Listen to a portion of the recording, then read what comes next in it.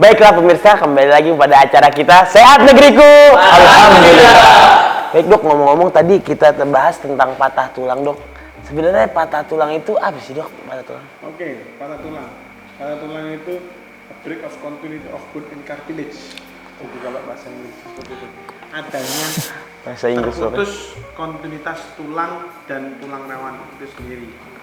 Jadi tulang yang aslinya utuh, karena ada satu gaya, maka dia terjadi patah, crack. Kontinuitasnya jadi dia terputus, maka dia itu dinamakan patah tulang.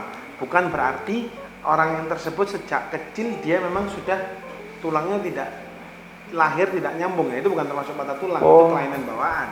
Tapi patah tulang itu merupakan tulang yang awalnya utuh, terus terjadi benturan atau gaya yang langsung maupun tidak langsung tadi menyebabkan terputusnya kontinuitasnya. Nah itu namanya patah tulang.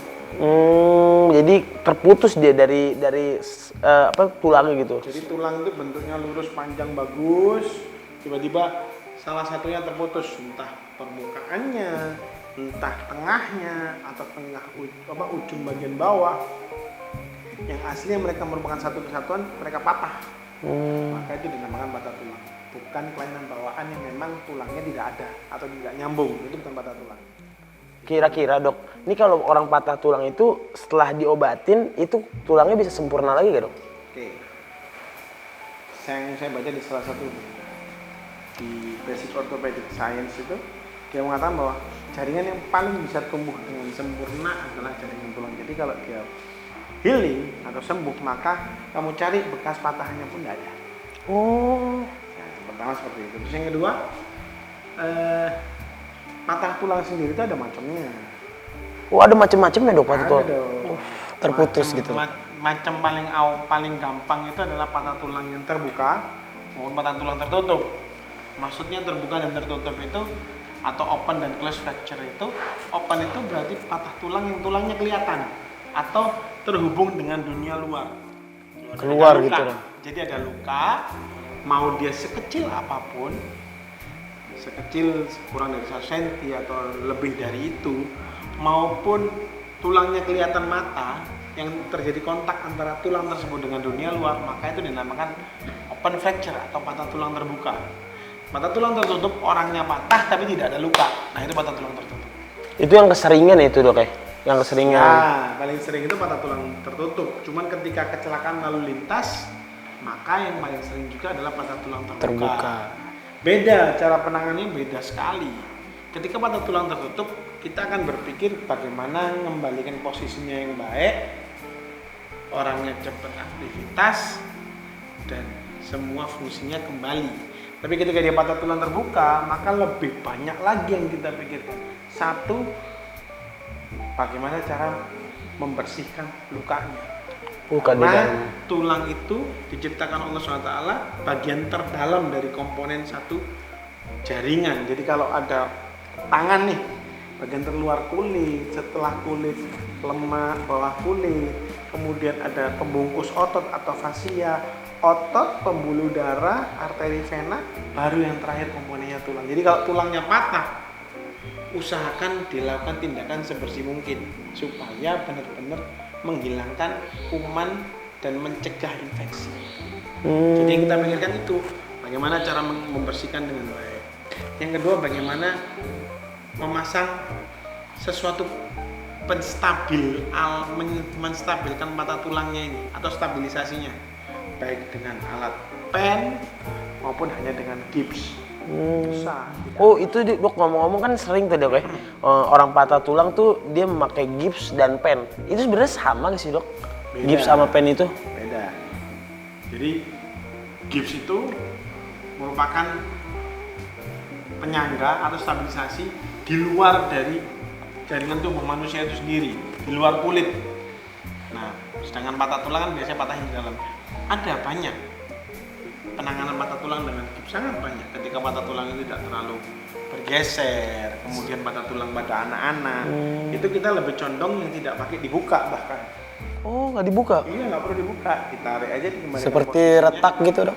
Ya, atau fracture yang non displace atau tidak bergeser. Nah itu ngapain mau dioperasi? Tarik aja dikembalikan posisinya, dipasang gips, cukup. cukup. Patah tulang pada anak-anak itu lebih cenderung untuk dipasang gips daripada dioperasi. Tapi jangan takut dengan kata-kata operasi. Operasi itu sebetulnya tindakan apapun yang dilakukan di ruang operasi itu namanya operasi. Bukan di bla-bla gitu dok. Ya, kebanyakan orang berpikir kalau operasi itu dibelah-belah, dipoto. Semua tindakan yang dilakukan di ruang operasi itu merupakan operasi. Baik itu ditarik di gips, maupun dikembalikan posisinya, maupun dibuka, dipasang alat, itu semua namanya operasi. Cuman kadang-kadang dokter malas jelasin, dah operasi aja. Nah, tapi kan nggak tahu. Maksudnya itu operasi bisa cuma ditarik aja, dikembalikan posisinya di gips dengan pembiusan. Oh, tuh pemirsa di rumah. Jadi kalau misalnya kena patah tulang atau retak dan lainnya, jangan takut dok ya. Jangan takut dioperasi. Biasanya tuh kita suka takut dok dioperasi. Ya, karena enggak minimnya penjelasan mungkin dari kita dokter atau pasien juga sudah kadung takut duluan dengan kata-kata, oh ibu nanti masuk ruang operasi ya, waduh operasi ngapain nih, dibelah nih dong. Enggak juga, bisa cuman pasiennya dibius, posisinya dikembalikan, terus dipasang gips aja cukup seperti itu. Sering kok, sering. Tapi dok ya, bentar. Kayak engsel itu lepas gitu atau terkilir gitu. Ngomong dislokasi. Iya. Dislokasi merupakan tidak adanya kontak antara permukaan sendi. Jadi gini, lutut ini kan ada dua permukaan sendi. Permukaan sendi yang tulang atas paha sama permukaan sendi tulang kering. Ketika dia geser, nggak ketemu nih. Ketika ini awalnya ini begini nggak ketemu. Ini namanya dislokasi. Sama penanganannya, kalau bisa diusahakan tidak dibuka. Jadi dikembalikan secara tertutup dengan pasien dibius, kemudian dipasang penyangga dulu. Loh kenapa dok? Apa perlunya penyangga? Biasanya kan kalau orang ke alternatif ditarik aja kembali selesai sembuh. Tidak seperti itu juga. Ketika orang itu sendinya bergeser, maka terjadi robekan, baik di pembungkus sendinya maupun di ligamennya. Fungsi kita mengembalikan kemudian dipasang alat atau gips biasanya itu adalah memberikan waktu untuk si kapsul sendi maupun ligamennya sembuh sempurna, baru dipakai untuk kegiatan. Memang ketika orang bergeser dikembalikan tuh sudah selesai, seperti sudah selesai, tapi masih bengkak dan juga masih ada banyak robekan di sana. Karena bergeser ini kan berarti kan robek itu, sedangkan dia tuh cukup fix. Coba Anda gerakkan sendinya. Ini kan dia fix, tidak bisa digeser. Tapi ketika Anda terjadi cedera, robekan atau apapun ini geser, berarti kan melewati semua pembungkus yang menjaga ini tadi. Nggak pengen digeser. Berat sekali. Tapi terkadang dok ya, orang patah tulang tuh mereka bawa langsung ke sangkal putung dok. Sebenarnya sih dok, bisa sembuh gak sih dok kalau kita langsung bawa ke tukang pijat atau ke sangkal putung seperti itu? Kembali lagi ke pemahaman. Jadi banyak orang yang keliru bahwa Anda ke dokter, Anda ke dukun alternatif, yang menyembuhkan tulang bukan si dokter maupun si dukun. Jadi dukun sama dokter ini merupakan hanya mediator untuk mengembalikan bentuk tulangnya yang bergeser atau berserak tadi kembali ke tempatnya dan memberikan penyangga supaya ketika fase penyembuhannya dia bisa sembuh dengan sempurna. Bedanya kalau Anda ke medis, ke dokter, Anda bisa lihat bentuknya. Oh, patahnya seperti ini dengan ronsen, dengan MRI. Kemudian Anda bisa tahu apa yang akan dikerjakan. Dan ketika pengerjaan pun Anda tidak terasa sakit karena Anda dibius. Oh, dibius tuh. Iya, walaupun cuma digigit kita tidak berani, sehingga tidak terjadi kerusakan yang bertambah atau trauma gitu juga. Ya. Yang kedua, kita makanya setiap pasien saya anjurkan selain berusaha baik berobat ke dokter, saya usahakan tetap berdoa karena yang menyembuhkan tulang mereka bukan saya, tapi Allah SWT. Saya hanya membantu memaksimalkan posisinya dengan bagus, dengan baik, dan memberikan stabilisasi. Sisanya dia harus berdoa, dan juga berusaha dengan makan yang bagus. Karena perantara penyembuhan dari tulang itu selain ke dokter untuk dikembalikan, juga nutrisi dan berdoa. Dengan dia berdoa, maka Allah bisa memberikan kesembuhan yang lebih maksimal dan lebih optimal dan lebih cepat tentunya. Subhanallah. Jadi di balik kita berusaha, kita pun juga harus berdoa, Dok ya. Berdoa demi kesehatan kita semua, Dok ya. Wajib. Banyak kan kalau kita di pondok diajarkan bulu, salawat, ngaji, diniatkan untuk kesehatan. Kesehatan. Dok, ngomong-ngomong Dok, masalah patah tulang Dok, kira-kira ada penanganan khusus gak sih Dok? Nah, sebenarnya penanganan itu kan ranah medis. Jadi lebih baik saya ingin ngajarin ke anda semua, gimana sih ketika dapat pasien teman kita kesleo atau teman kita patah, apa sih yang mesti kita lakukan? Mungkin kita langsung praktek aja kali Dok, yang lebih enak Dok. Pemirsa, kita langsung akan praktek nih, gimana caranya pemirsa? Langsung saja kita. Mungkin kayaknya kelihatan yang lebih enak Suhendra kayaknya sih Dok. Suhendra karena Maksudnya lebih sering cedera. Lebih sering cedera, seorang atlet nih Dok. Tapi nggak perlu dipatahkan dulu ya katanya. Oke, Gimana, berbalik aja di situ biasa. Kita akan membuat simulasi bahwa Suhendra ini jatuh dan terjadi patah tulang di tulang kering. Tulang keringnya di sini ya, seolah-olah di sini. Nah, lu kesakitan, Dra. Masalah. oh Aduh, mana nih? Patah kaki nih. Aduh. Oke. Aduh, kasihan banget nih orang. Yang pertama, ketika kita dapat patah tulang, kita mesti kenali ya. Kenali pasti pasiennya orangnya akan bengkak di kaki yang patah. Kemudian terjadi kebiruan, membiru, hematom, juga bentuknya juga agak bengkok. Nah, seperti itu ketika kita dapat pasien seperti ini, maka yang paling bagus adalah kita segera beri penyangga sebelum dipindah, setelah itu bawa ke rumah sakit, ke UGD, supaya dia dapat penanganan yang lebih komprehensif. Nah, penanganan awal saat sekarang ini sangat berpengaruh terhadap kesembuhannya dia. Kalau bisa, ketika kita ada teman kita patah tulang, cari penyangga. Ini saya berikan bukan yang seperti rumah sakit ya, tapi yang sering kita temui, kayu balok-balok gini. Kalau bisa ada tak kasih beberapa prinsip, yaitu yang pertama harus melewati dua engselnya dia, dua sendi. Jadi kalau patah di tulang kering harus melewati lutut atau mata kaki. Kalau patah di tulang lengan bawah harus melewati siku maupun pergelangan tangan.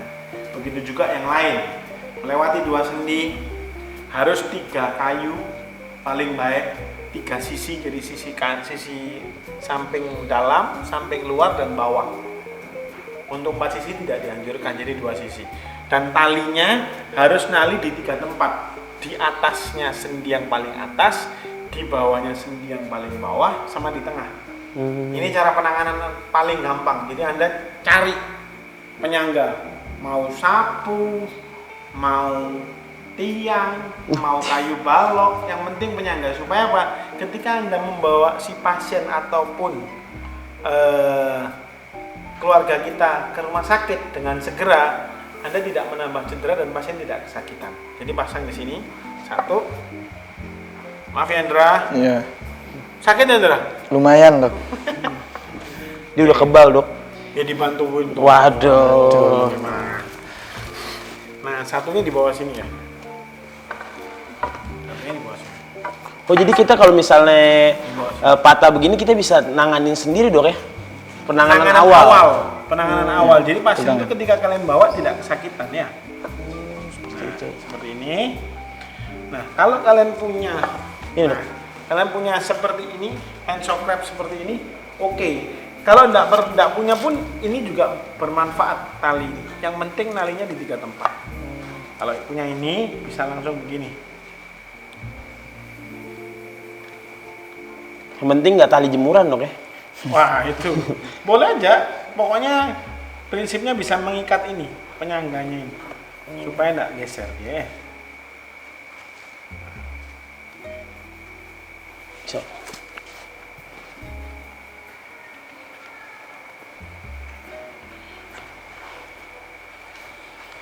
Ini sementara, bukan penanganan utama. Nanti penanganan utamanya di hospital, di rumah sakit. Tapi ini sementara.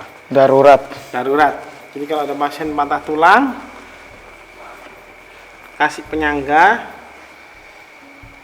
Dah, coba kamu angkat pun dia tidak akan terasa sakit karena tidak goyang patahannya. Nggak bergerak jadi dok ya dari sendinya itu. Ini bukan sendi tapi patahnya. Jadi melewati 2 sendi, kemudian 3 sisi, samping luar, samping dalam, samping luar sama bawah, dan talinya harus melewati atasnya sendi paling atas, bawahnya sendi paling bawah, dan di tengah, sehingga stabil ketika Anda memindahkan pasien dari tempat dia cedera sampai ke rumah sakit dan bawa langsung ke UGD.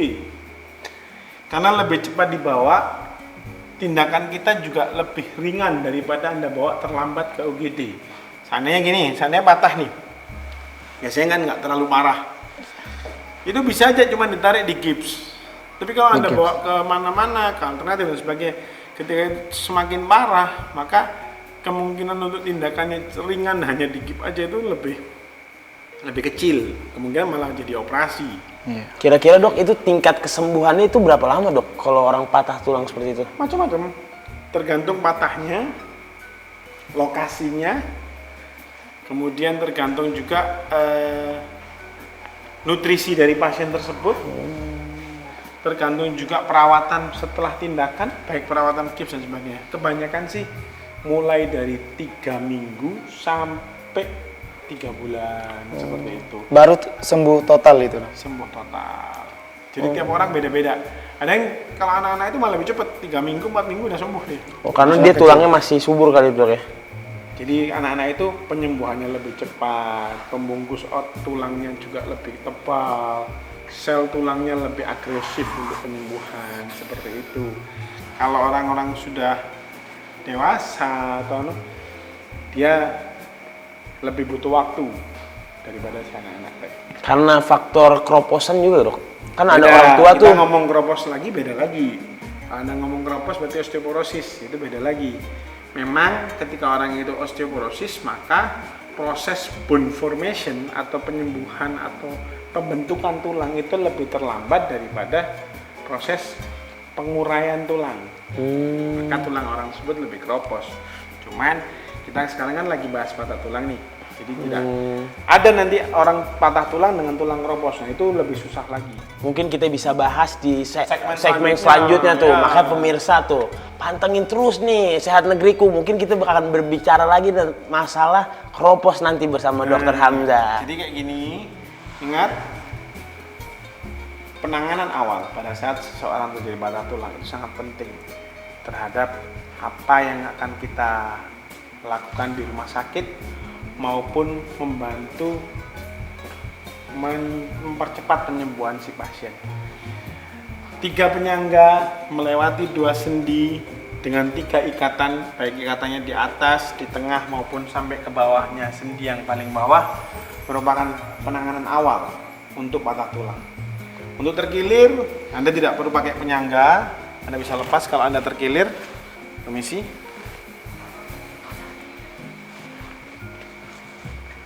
Ini kita akan praktekkan patah tulang nih. Nah, patah tulangnya sudah. Patah tulang udah kelar deh. Udah. Tinggal patah hati yang belum. Udah sembuh nih. Permisi. Biasanya mata kaki yang terkilir dibantu gulung. Oh, iya. Bantu gulung. Nah, seandainya dia jatuh nih, mata kaki yang sakit nih, segera lepas area yang terjadi cedera tadi. Pelan-pelan yang lepasnya ya. Lepas pelan-pelan, kemudian lepas aras kakinya semuanya. Pastikan areanya tidak ada luka. Setelah itu, seperti yang saya bilang tadi, resting, istirahat, icing, compressing, sama elevating. Suruh dia istirahat, sudah jangan main lagi dulu. Apalagi kalau dia cederanya cukup berat, dia tidak bisa berdiri lagi, ya itu sudah cukup, berhenti dulu, jangan main dulu. Kemudian minta es. Jadi usahakan setiap ada event olahraga dimanapun, karena es batu ini tidak harus orang orang yang punya stadion atau apa, Anda main di Tarkam pun kalau Anda punya es batu untuk mencegah ketika terjadinya cedera itu cukup bagus, cukup membantu sekali. Kemudian compressing bisa menggunakan apapun, tapi yang paling dianjurkan ini karena ini elastis kainnya. Yang terakhir diluruskan terus diangkat sedikit supaya melancarkan aliran darahnya. Nah, kita lihat jelas nih ya. Oh, ini di sini nih. Biasanya yang paling sering di daerah luar sini karena sering terseleo. Minta es batu, terus dikompreskan di sini. Kalau dia nggak kuat dengan langsung, bisa pakai kain handuk, dikompreskan di area yang bermasalah. Setelah dikompreskan 10-15 menit, terus dipasangkan penyangganya. Itu dipasang di atas ini dok, kesleunya? Ya, di area yang kesleo. Ya. Di sana kesleo sini nih, pasang penyangganya.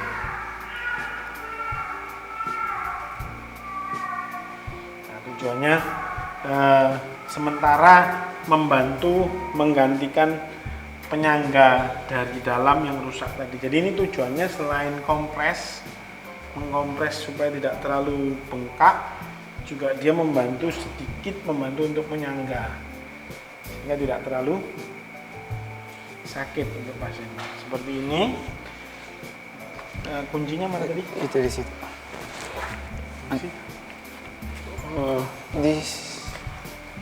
Oke, nggak apa-apa. Nanti ini dikunci aja. Dikunci pakai kuncinya atau langsung dimasukkan sini. Nggak apa. Bisa kok. Nah, setelah itu pasien terpaksa harus istirahat. Diusahakan tidak dipakai untuk napak atau berjalan kalau memang dia cederanya parah atau menengah. Makanya itu walaupun terkilir jangan ditangani sendiri. Toh sekarang juga ada BPJS kan, bisa Anda bawa ke bawah aja kok gede. Dok kan cuma terkilir. Memang terkilir bukan cedera. Walaupun terkilir, apalagi tidak patah, yang penting Anda sudah mendapat penanganan yang tepat, maka itu mencegah terjadinya cedera berulang pada kaki maupun tangan dengan sendiri ya. Jadi jangan takut untuk bawa ke dokter dok ya? Ya, tidak harus langsung Anda kok gede operasi enggak lah, enggak seperti itu. Pemirsa, pokoknya jangan takut untuk ke dokter untuk menangani patah tulang atau segala macam kesleo ya. Cedera, usahakan Anda mendapat penjelasan yang baik dan penanganan yang optimal, karena apalagi kalau Anda masih muda, masa depan Anda masih jauh, masih panjang, sehingga kalau Anda sembuh sempurna, maka karir Anda bisa berlanjut dengan cemerlang. Amin. Oke, Apresiasi luar biasa dok. ya. Begini. Oke, mantap. Balik. Mantap. Ya. Ya. Mungkin kita duduk lagi aja dok, lebih enak dok. Ini dilepas dok, nggak usah ya? Buat kenang-kenangan aja nggak apa-apa dok. Ya udah. Baik dok, itu tadi pelajaran yang luar biasa yang kita bisa dapat dan bisa kita ambil pelajaran dari dokter. Terima kasih banyak dok sudah bisa hadir di tempat ini. Para bintang tamu juga terima kasih bisa hadir, dan pemirsa di rumah terima kasih sudah nonton di channel kita di TV Dalwa TV pada Sehat Negeriku ini. Tetap jaga kesehatan, terus berolahraga secukupnya. Begitu juga Rasulullah SAW pernah bersabda, Innallaha yuhibbul mu'mina qawi minal mu'minina dhaif. Sesungguhnya Allah Subhanahu wa taala suka kepada muslim mukmin yang kuat daripada mukmin yang lemah. Tetap jaga kesehatan, olahraga yang cukup, puasa tentunya pada puasa ini, karena kenapa? Al-aqlu salim fil jismi salim. Saya Bagir Ali Idrus bersama bintang tamu yang istimewa dan dokter yang spesial pastinya. Pamit undur diri beserta kru, pamit undur diri. Saya Bagir Ali Idrus. Wassalamualaikum warahmatullahi wabarakatuh. Sehat negeriku. Alhamdulillah.